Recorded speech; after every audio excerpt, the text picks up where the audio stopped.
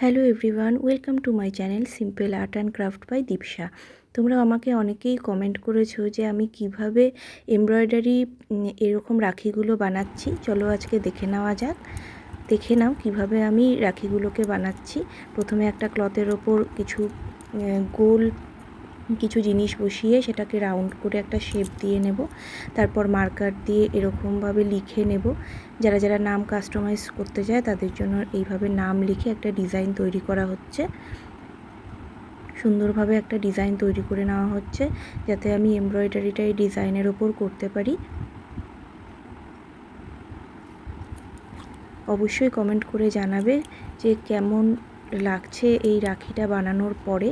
তোমরাও কিন্তু বাড়িতে এরকমভাবে ট্রাই করতে পারো। দেখে নাও, খুব ইজি প্রসেসিং। একটা আমি সুন্দর রোজ একটা এমব্রয়ডারি করব, সেটা দেখে নাও কিভাবে করছি। আর এই রাখিটা কিন্তু তোমরা কোনো খারাপ হবে না, জলেও নষ্ট হবে না, কিচ্ছু হবে না, সুন্দরভাবে ক্যারি করতে পারবে। দেখে নাও কিভাবে তৈরি করছি, একদম সিম্পল ওয়েতে, ইউনিক ভাবে। আমরা সচরাচর স্টোন রাখি দেখে থাকি, কিন্তু এমব্রয়ডারি রাখিগুলো সচরাচর দেখা যায় না। এগুলো আমার সব কাস্টমাইজ অর্ডার, সব অল ওভার ইন্ডিয়াতে এগুলো ডেলিভারি যাচ্ছে। তাই তোমাদের সাথে শেয়ার করছি এই একটা ছোট্ট ভিডিও কিভাবে আমি বানাই। তোমরা অনেকেই কমেন্ট করেছো যে একটুখানি ফুল ভিডিওটা দেখাও। তোমাদের সবার কমেন্টের অনুরোধে আজকে আমি এই ভিডিওটা নিয়ে এসেছি।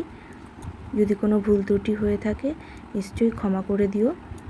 তোমরা সম্পূর্ণ ভিডিওটা দেখতে থাকো, আশা করছি তোমাদের খুব ভালো লাগবে।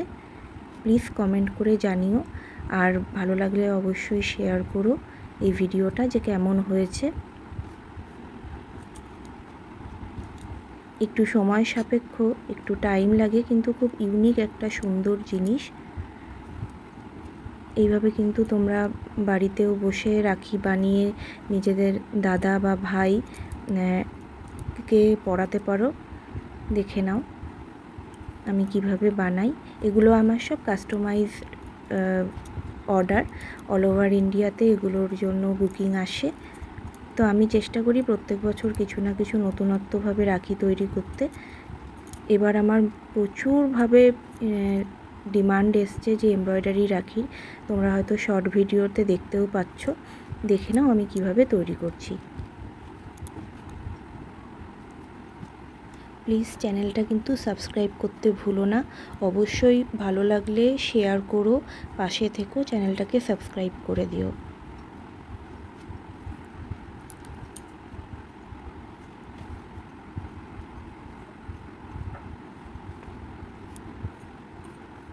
এবার আমি রাউন্ড শেপে ক্লথটাকে কেটে নিয়ে একটা কার্ডবোর্ডকেও আমি রাউন্ড শেপ দিয়ে নেব। আর একটা ক্লথও আমি এরকম রাউন্ড শেপে কেটে সেটাকে আঠা দিয়ে আটকে নেব।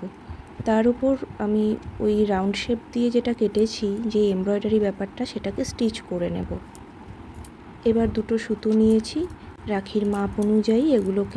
সেই সুতোগুলোকে আমি এখন গ্লু দিয়ে আঠা দিয়ে লাগিয়ে নেব। দেখে নাও কিভাবে লাগিয়ে নিচ্ছি। যেটা রাখির ধাগা বলে বা সুতো বলে সেটা তৈরি হচ্ছে।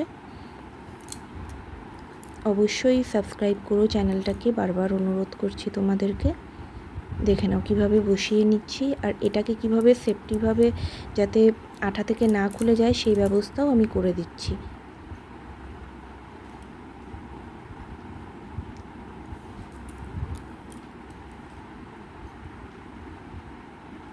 ধাগাগুলো বসানোর পরে আরেকটা ক্লথকে আমি রাউন্ড শেপে কেটে ধাগাগুলোর সাথে বসিয়ে দেব, রাখিটার ঠিক ব্যাক সাইডে আমি বসিয়ে দেব।